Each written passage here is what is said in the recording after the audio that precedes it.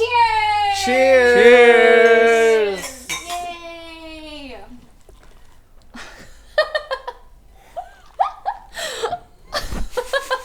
Welcome to our first podcast, Woo! Hanging Out with the Lovers. Exactly. Hi guys, welcome to our very first podcast episode. We are the LOVURS String Quartet, and we are doing a podcast so that we can have a chance to like speak with you guys and talk about ourselves. Luci and David, what's happening there? Okay. For those who don't know us, why don't we introduce ourselves? Let's start with David, the second violinist. Hello. My name is David, and I play the second violin, and this is our quartet. Do you ever play the first You had violin? to add a David? little something. You never No. played the first violin? No, Have you played the viola? I play the viola. Yes, I play the viola. Yes. it's fun. Is it fun? Yeah. What are the viola strings, David? A C A D C G A D C G A D C. A D A D G C. Yay! Yay! That was David, everyone. Okay, let's go next. Why don't we move on to viola? To viola. My name is Luci, and I'm playing the viola every single rehearsal.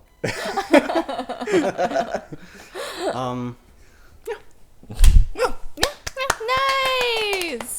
And then, Hello, guys. I am Alan, and I play the cello. woo! Okay, those are all basic intros, guys. Okay, my name is Estie. I am the first violinist. I was born in New Jersey, but raised most of my life in Vancouver. I also do real estate for those who don't know. So, yeah, that's pretty much my life. Okay, well, I was born in Yeah, let's do it Romania. again. Okay, let's do it again. Take Take two. I was born in Romania, raised in Romania, immigrated to Canada, and now I'm in Canada. Permanent resident, soon to become citizen. Ooh, yay! Nice. David was I born, was born in North Korea. Whoa, what? I was born in Korea, and we moved here when I was 3 years old. Would you look at that? Would you look at that? And now How was the flight? it's bumpy. Bumpy. And now I'm a Canadian citizen Oh, wow. and living in Canada. And then were you also from Korea? Korea? No, I was born in Canada. Oh. I live in Canada. Wow. Oh, you're from And Canada? I've been a Canadian citizen forever. Wow. Yeah. Alan's a true Vancouverite. My That's goodness. crazy. Yeah, actually, maybe people don't know this from our quartet page, but we're based in Vancouver, BC, Canada. So we're Canadians. Ayy. Hey. But we do travel for gigs if you give us good cash. Were you born Like in, really good cash. you were born in Vancouver? Yeah. We're going to start off our podcast by responding to comments from our fans, from our lovers. There's so many comments that just says hearts. So we're gonna respond with heart comments. But yeah, we never really respond to our comments on our TikTok or Instagram just because we're so busy with like rehearsing, practicing.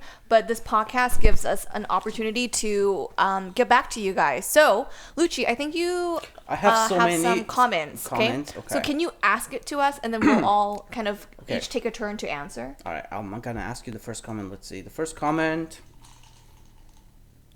says, okay, Dina says, I'd love to hear Near Alive by Deben, and then she says, I'm convinced you guys can do any genre and be amazing at it. Oh, that's so thank you. sweet. So we are a multi-genre string quartet. We are all classically trained, like the most deep down classically trained musicians ever. Like, maybe we should talk a little bit about our backgrounds, a little bit in music. You guys want to start first? Like when you started, like the instrument and how you like got into it. I think we all have pretty similar stories, right? We all started when we were very young, right? I started when I was 6. Yeah, and just did a lot of music since practicing and stuff? I started pretty late. I started when I was like 11, 12. Really? Yeah. Oh, I didn't know And that. then music was always around my family, because mother, father, brothers. Wait, which year were you I was 12? grade 5, 6. I don't know. I remember. Do you remember? I do remember. I once came to David's house. I do remember. I think you were just learning. I was starting. Beginner? Yeah, I you was were beginning. beginner back then. Yeah. So cute. When I first came to Canada in 2012, That I was think, like grade 7. Yeah, when I was like grade 7, 8. Yeah, I think it was 2013 or something. Uh-huh, 14. yeah, I yeah. came to his house, and why did I come to your You just house? came over to hang out with my brother, Oh. with John. And then your dad asked me to go and like help you with violin. Yeah. And I then- I remember what you told me too. What did I say? We were talking about the right arm, how like around in the middle of the bow, that it should be in like a nice box, like with the arm this and then the bow like that. Oh, And I was like, so oh, cute. okay, yeah. That is so cute. Oh, that's so cool. Yeah. I don't remember what I said, but I remember you practicing. We Yeah. were having fun, and you were like just like practicing Yeah, so hard yeah, for like an hour, 2 Oh my hours gosh. as a beginner. It's like, yeah. well, look at you now. Yeah. Oh, that's cool. I remember that, but yeah. Yeah, so you're saying you came from a background like where your family does Yeah, music? yeah, we all did music, and then I think, like subconsciously, like that's what kind of, like I don't remember why I wanted to learn the violin, but I think it's something to do with growing up, seeing my parents and family doing music. None of them do violin though, right? No. Or string instruments. No, It's no, just no woodwind. string instrument. Yeah. That's They crazy. try to influence me to start playing the clarinet, but I thought it was so like, blowing into something was so lame. Yeah. It was so like not cool. You might get canceled for that, David.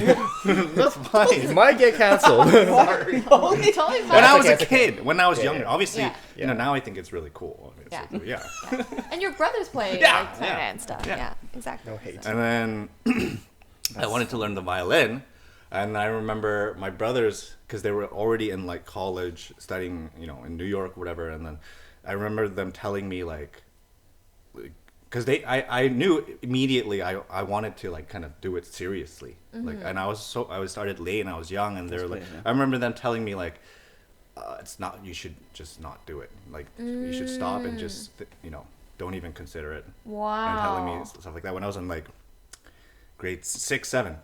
Whoa. And that's when I already knew like, oh, I kind of want to do what they're doing, what my family's doing. Yeah. And then they were telling me, don't do it. And then to the point where like, you know, I'm practicing in the room, and then I could hear my mom and my brother talking over the phone when they were studying in New York, telling my mom like, oh, why are you like letting him continue like this, like.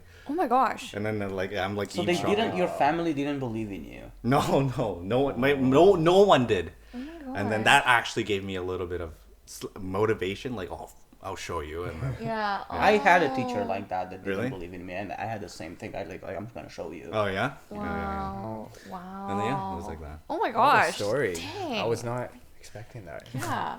Oh my god. Yeah, Alan, your Cool. turn. So yeah, I started the cello when I was 8 years old. So not too early, but also not too late.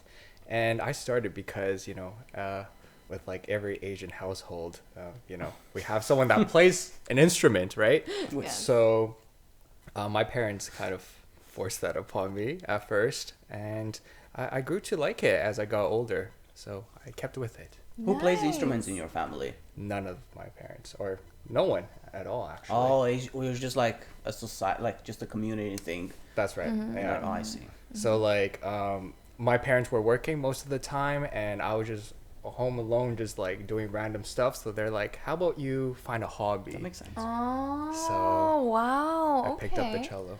Yeah. Nice. Okay, for me, I started when I was 3 years old. I was very, very little. It was definitely a choice that my parents put on me, especially my mom. And none of my parents play music as well. And I think because they grew up in Korea, you know, there was like poverty back then, and classical music was this like, I don't know, golden ticket thing, right? And like they never had the opportunity to learn. It's almost like they placed that upon me and like the children, right? And actually, funny story, I started the violin around the time my older brother started violin. So I have an older brother. And because he's like the guy in the family, my parents placed more faith in him to become the violinist and the musician. Okay? Crazy. But for me, I was like so competitive back then. And I was like, why is my brother getting all the attention? You know what? I'm gonna practice his piece. Like, and I would come up to the lesson and be like, I can play what Peter can play, and I would play it even better. What was the Wow. I forget, it's like, you know, like the Suzuki like, stuff, right? okay. Just like, I'd be like picking up faster, kind of like competing against my brother. Part of it was just like, I want to fight this idea where like, just because he's like a male, like just like the son of the family, Yeah. that they shouldn't put all their like, you know, hopes in him. Like, Yeah. I'm also like, I have potential as well. And so after a while, I think my parents saw that and they were like, okay, Peter, don't play violin anymore. And that's where you continue. Oh, really? Yeah. Was he good?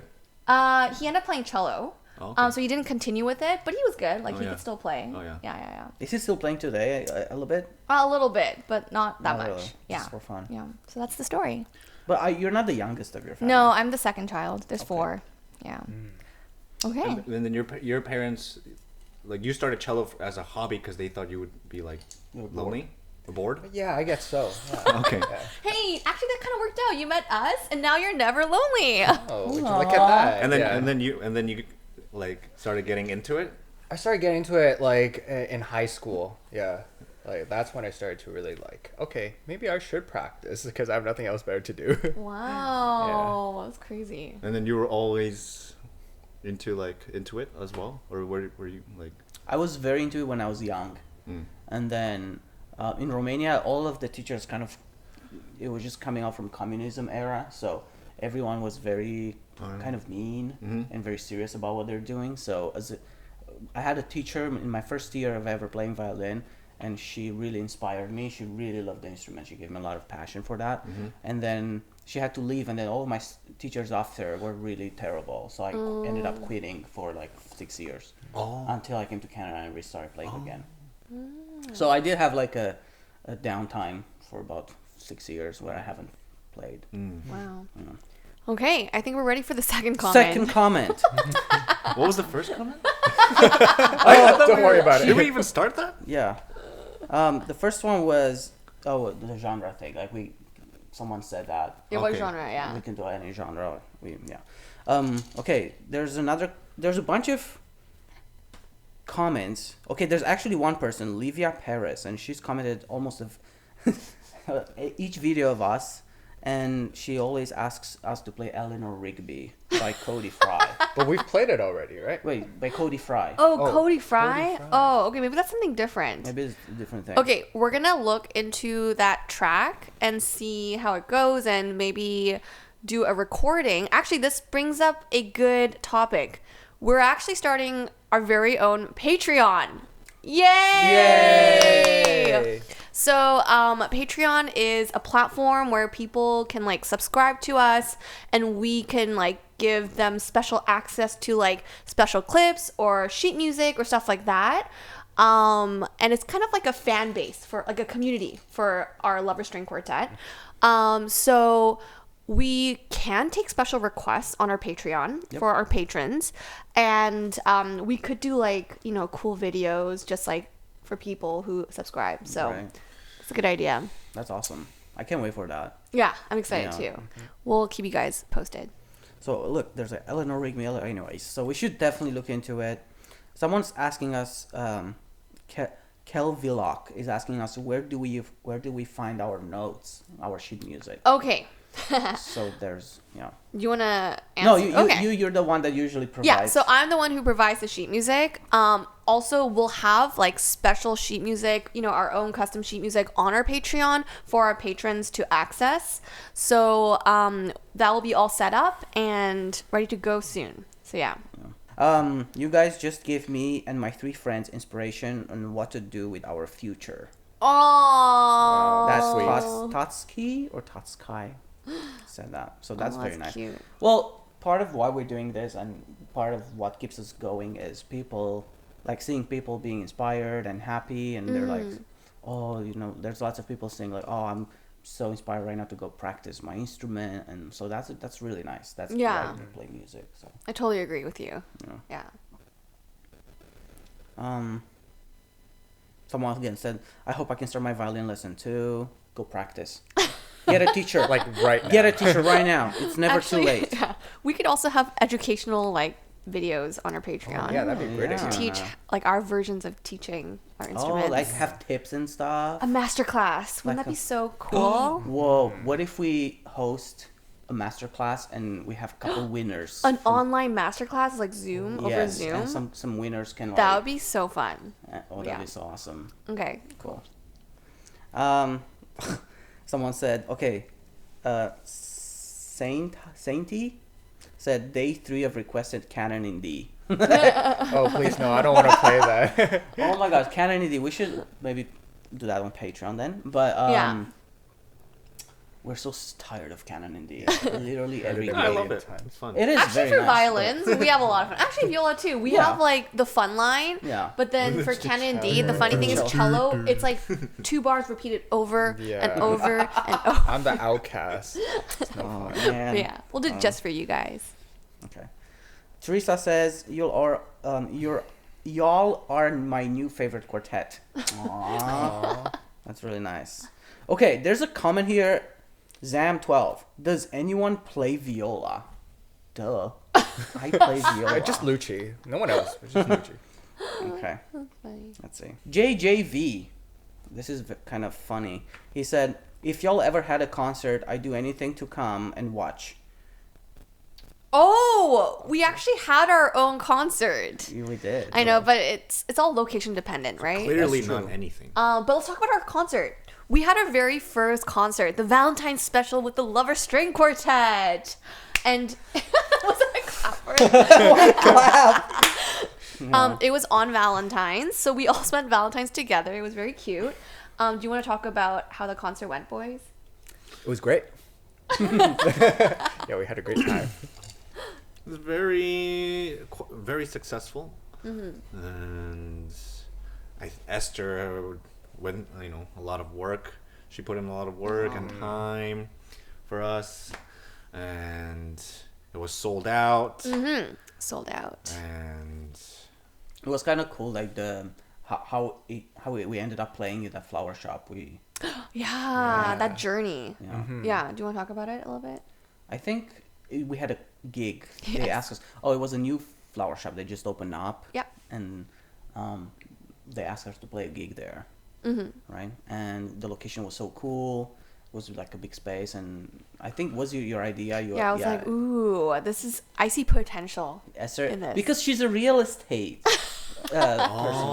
She's looking at like venues differently than us. That's She's Yeah. like, true. Okay, it's yeah, like yeah, a yeah. product to her. For us, we're just a room, go play and then go home. But Esther's like, ooh, this looks really It's cool. like she was for- like, this has potential. Yeah, so it was really cool because when you enter, it's like a normal flower shop, but actually it's kind of better than normal because the vibe is like Renaissance, and it Right. matches like classical music so well. It you know? matched Bridgerton vibes so The well. Bridgerton vibes, exactly. And then there's like this curtain in like the back corner, and when you like open that curtain, there's this like gigantic warehouse, which is like probably 3 or 4 times the size of the actual flower shop. Right. Right? It's like completely empty. It's used currently as like the space for the flower shop to like arrange flowers and like put it in the front. But I was like, oh my God, this could be a secret concert venue. What? Like, we need to host our very first concert here. And we actually knew the owner, and she's so nice. Yeah. And we got it all together. Like, we got all the details together. And we practiced so hard for it. Oh my gosh. We had a really good program. It was all like Bridgerton inspired, like romantic pop music and a mix of classical like tangos and stuff like that. Debussy. David, Debussy. David, can you talk about Debussy, please? Yeah, Go. We played the Clair de Lune, and it's a nice piece. It's a very famous piano collection of works, right? Oh, works? How many works? And it means nighttime in the sky. please. No, you still got it wrong. Oh my gosh. It actually means moonlight in French. Clear moonlight. Clear moon. Yeah. Clear moon. Oh, it's not moonlight? Whoopsies. Clear moonlight?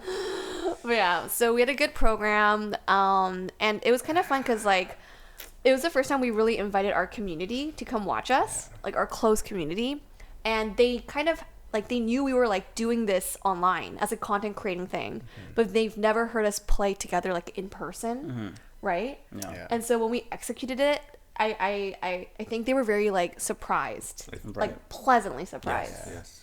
Yeah. Yeah. Yeah. Okay, cool. It was fun. Lots of good feedback from that. I think we have learned a lot. Yeah. We've learned, mostly what I've learned is that we shouldn't leave setting up the stage an hour and a half. Oh yeah, that was very nerve-wracking. I mean, it's really tough because like you know, like venues like charge hourly, and I was like, Right. how could we like do it so that we're able to? Actually, I learned that it's possible to do it, to set it up and Yeah. like It that is. way. Yeah. Yeah. It totally is. Yeah. Like it's more And cost. I was really thinking like, there's no way we're probably gonna start like 10, 15 minutes Yeah, later. but think about, we had like about 12 people there. That I had- know. Yeah, that's true. Yeah. Oh, thank you to our volunteers. Seriously, like Thank you. yeah, big thanks to them. We had like a whole crew. It was Yeah. crazy. Yeah. We had this like whole military plan too. We're like, okay, well, we get to the venue. You guys are in charge of chairs. Alan's in charge of like the food, and I'll take care of like the lighting and everything. And the chair setup went perfectly. Totally. We forgot about one row. We didn't set up so one row. funny. Oh my god. And Esther, It's like- And then Esther's like, what the heck? What's going on right here? before the curtains were we're supposed to open, Esther's counts the rows like, Do where's you the want your water? where's the Yeah. last row? Yeah, I was like, where? No, my sister was like counting the rows, and it's she's just- like, yo, you're missing one row. I was like, Like, what? What? I was like, David, you missed one row. David, you Messed missed, and it David up. literally right away was like, Luci did it. Yeah, I remember He that. didn't even take a responsibility, not even No half. hesitation. Luci did it. my bad. No, yeah, it was both their faults. It's okay. You live and you learn, and that's just Yeah. how it goes. But it went well. Yeah. But I gotta say, we were really efficient with setting up and We everything. were. Yeah. Oh my Even gosh. though we were kind of like anxious, we made it work. Oh, I wasn't anxious at all. I was I like, was just here's like the thing. very like I was so anxious. anxious, like stressed, I guess. Yeah. And just like doing it very quickly. Right.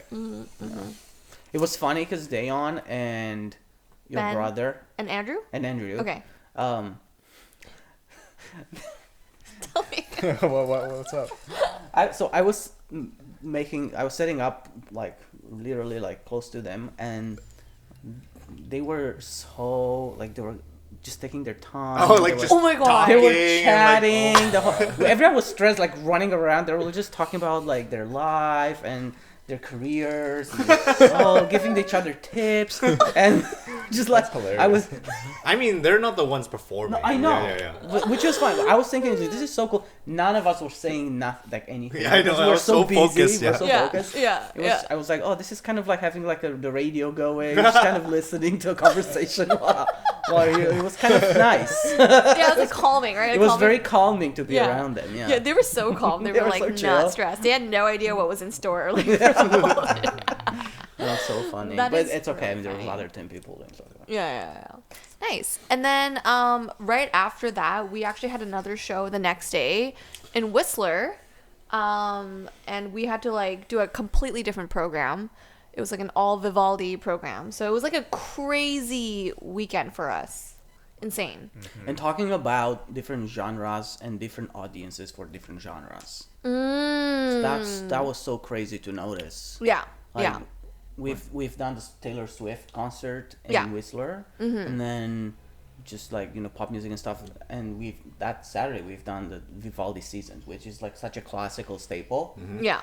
And like the audience that we were used to playing for initially, like Taylor Swift and stuff, it's such a different world from like Such a a different classical vibe. audience. Yeah. Yeah. We were not we are classical musicians, but we kind of forgot about that audience for a moment. We're like, Yeah. we're not expecting that. Yeah, that's true. So like when we did the Vivaldi, the vibe of the audience is a bit more like conservative. They're a bit more they're not like as like energetic.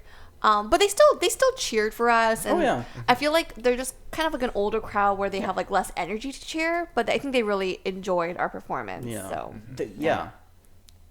Just generally, just the way they were dressed up, just so like classic. And Yes. Suit, and it was very classical audience. yeah, that's Yeah. true. Speaking of classical music, we're actually all part of an orchestra too. So we're all colleagues, and we work in the Vancouver Metropolitan Orchestra together. So that's kind of like a different setting for us, and we actually have a rehearsal later tonight. Oh yeah, oh my gosh. Carmina Burana. We're all gonna see each other, right? Mm-hmm. Yay! Yay! Arrive half hour early. But yeah, why don't you guys talk about kind of your experience with like coming from a classical background to now doing this like multi-genre kind of, you know, works and atmosphere and dynamics. Because, you know, like in orchestra, it's like very, very, there's like standards and it's like strict. Like, you know, there's like a hierarchy and everything. I used to kind of think kind of how do you say it? Poorly down, like look down on look down on people that play pop music on like classical instruments, like someone like Henry. Do you know? Oh, Henry Chow? Henry Lau. Lau. Henry Lau. Yeah, I know. I Yeah, don't know Henry Lau.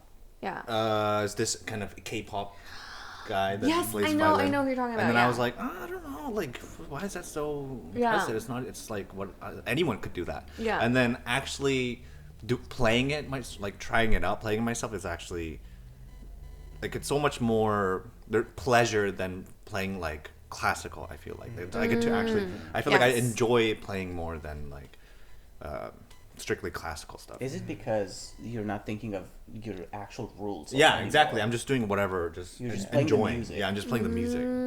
It gives you freedom. Freedom, 'Cause yeah. You don't Yeah. have. I feel more freedom. For Yeah, sure. you don't have all these voices in your head telling you how to play the articulation. Yeah, that's right. How much bow to use. And, Yeah. Yeah, I agree with that. I feel like with playing pop music, it feels very therapeutic because I Yeah. get to just listen to like everyone else playing their lines and just like blending in our colors together. And Whereas- it is less difficult than classical. Like Yeah, it is yeah, less of course. difficult, like technically, generally. So yeah. you get to like Yeah, with classical said. music, it just like it feels a lot more complicated. You're thinking about a lot more things, so it's like you don't get to enjoy it as much. Yeah, that's Yeah. true. That's interesting that David, you mentioned like you kind of like originally looked down on people. Like the thing is, okay, I think Bridgerton really changed the classical music industry. To be honest, Bridgerton was like the first time it made like string quartet music incredibly popular with like all these like modern pop arrangements.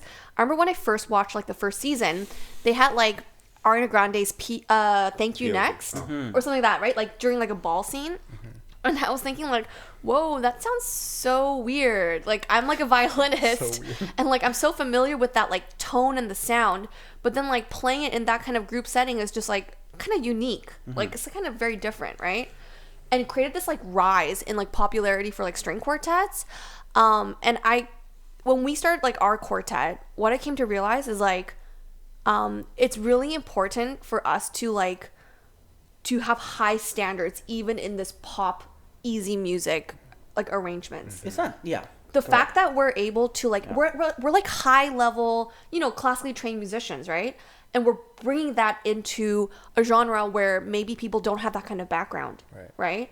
And so it's just so cool to like level it up and elevate that kind of music, right? And we definitely bring in like the classical components to it. For example, like tuning, like we always tune with like the bass line, that kind of stuff, right? We have that kind of foundation, right? Like we follow the bass like metronomically. We understand like the structure of like, you know, I don't know, like how the phrasing should go. Like it's very different from pop, but I think we do a really damn good job of it. So yeah. Yeah, it is really fun to do it.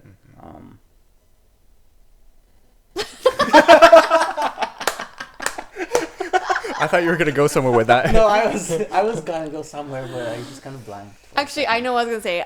Then when we jump from pop into like classical, like the Vivaldi. Remember the first show we were like, Oh my gosh. holy dang, this is like hard. Yeah, like, right. oh my god. Like it is kind of fun, like how it feels to transition from like one genre to another. But what is it exactly? Why is it so difficult? Because I kept thinking about it to put my finger on it. Why? It's music. It's still notes, right? Yeah. Why is Vivaldi, for example, so much more difficult to like play together? I can answer.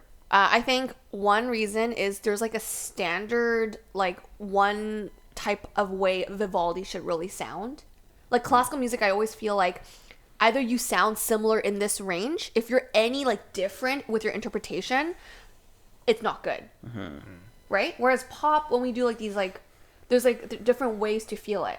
Does it make sense? Like you can't play Vivaldi completely different. Does it make sense? So everyone true. expects a certain like sound, a certain style from it. Yeah. And if we don't match it, people are like, that's not Vivaldi. Right. That's my theory. But what about you guys? Yeah, I think with playing classical, especially Vivaldi, it's just there's so many things happening at all times, and you're just thinking about like, oh, how do I blend in my voice with the first violin, or like how do I blend in with the other instruments? So I feel like that kind of restricts us from like thinking a little bit more freely. But what I feel has helped me with playing pop music is I feel like I'm able to kind of let go and relax a little bit more when I play classical music now, because I find yeah. I play better when I don't think as much and just go with the flow. That is true. Because That we is had so two true. shows, and our second show, it was such a different experience than the first show we played at Vivaldi. Just Yeah. because of what you just said, like we kind of realized, let's try it out. Let's just let it loose and Exactly. let's just play Vivaldi. Yeah. Like we play, like, Taylor Swift. Yeah, not only was not it really, better, but not only was it better, but I felt like we all enjoyed it a lot more. Yeah. Totally. we let go of the rules. Yeah. A little bit. Yeah. They were still there, but Yeah. I yeah. think they're so ingrained in us that we're still gonna do it. We just have Yeah. to stop thinking about it. That's right. Totally. What about you, David? I think it's. I just thought of it as right now is time, where classical there's a lot more like getting faster, slowing down, and pop is just constant this. Yeah. And so I don't know. That's one thing I just thought of right now. Yeah. Where for Vivaldi, especially the solo part, she's probably gonna do a lot of rubatos and getting fast cello rondo, whatever, and then we have to kind of match that, whatever. You're right. Oh, that's actually a good point. Yeah, I think, and then but pop is just constant from the beginning to the end, the same tempo. And we don't have to, like, in pop you can have the bass line going, or like whatever's like the middle, like the lower layer, and then the melody can do stuff on top. Like we don't actually have to That's right. always match perfectly. Yeah. But I feel like classical music, it has to flow together all the time. That's the hard thing. Yeah. That's true. That's part of it. Yeah. Yeah, that's a good point. I was gonna say, like, now that we've kind of dabbled in like all these genres, we still like play classical too, right? Like as a quartet, when we like come to rehearse, we like once in a while try out like Grieg string quartet or Shostakovich string quartet, and that's still like a big part of us, that kind of classical mindset. But it is interesting because I do feel like that transition from like classical musicians generally accepting people who play like other genres, it's getting there slowly. It is, yeah. But there's still a lot of people still left behind Yes, in that older that's true. generation, That's correct. right? They haven't really like if they don't follow this, they're gonna be left behind, Right. in my opinion. I see the two. Yeah, I agree with that. Right? Yeah. I mean, we like classical music world. It's just getting smaller and smaller and smaller. Yeah. And our halls are getting like emptier. Like you go, like we had a concert like a month ago, and Yeah. the hall was like a quarter full. And it was like advertised, and it was like a very cool program. Yeah. Like the piano concerto, coffee, whatever stuff we had. But yeah, it's getting like people are kind of losing interest because honestly, younger people, they like the things that are put on media, and you don't really see classical influence anymore. So I feel like we have to do something about it. Yeah. Just kind of like show that. Show Lear. everyone that you do need the classical music base and education and kind of was it like not dedication but like discipline Yeah. in order to be very good, because even like today's like pop groups that they play classical instruments, they are all very like amazing classical musicians themselves. Like they can play anything. Like they grew up this way. It takes a lot of work. Right. Yeah. Yeah. Actually, I would probably like differ on that last statement, just where I think right now this transition's so new that a lot of string quartets that are playing pop currently, they're not as classically trained as us. I'm not talking about Oh, string yeah. quartets. Oh, you're talking about- I'm talking about like even like single violinists that like Yeah, it's true. like Okay. Lindsey Sterling or like David Garrett. Yeah, or David Garrett. They were all like like David Yeah, Garrett it's is true. an incredible like violinist. Yeah, yeah. Classically trained. Two and cellos. Two Two cellos. Tina Guo. Yeah. Piano guys. Yeah, like exactly. like yes, there are, but not maybe not string quartets. Like I don't really know many string quartets. Yeah. So Yeah. we're probably gonna be the first. Watch out, world. Be here first. But yeah, so that's pretty cool. I feel like we're getting so serious. Oh, in our podcast? Yeah. I think Say it's a good. joke, David. Say a joke. Tell us a You know any joke. jokes? Tell us a joke. Why did the chicken cross the road? Why? Why, David? He doesn't know. Oh. No, I was gonna say, no, actually, part of like our podcast, I really wanna like help showcase, you know, classical music too. Like help spread that kind of word, like kind of share our passion in that as well, right? Because we still have it, so I think it's good to like talk about these kind of things. Yeah, the for world. sure, So for sure. I hope you guys enjoy it. Yeah, that's nice. I mean, we always meet on Thursdays, and we're probably our podcast is also gonna happen on Thursday mornings. Yeah, exactly. So you know, if you're going to work, driving, having your coffee, join us for a little chat.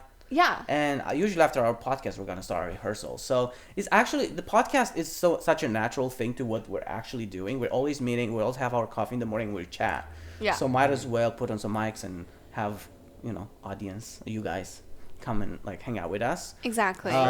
And usually after that we go to our rehearsing and stuff. So it's kind of Yeah. cool. Yay! Yay! Okay, I feel like to end our podcast, we should have like Sing the Canada national no, anthem. we should sing like your favorite rhythmic figure. Ready, guys? Oh my god, I hate this. Okay, I know this. Thanks everyone for watching and joining us for today's podcast. Subscribe on YouTube. And TikTok and Instagram. See you guys in the next one. Dun, dun, dun, dun, dun, dun, dun.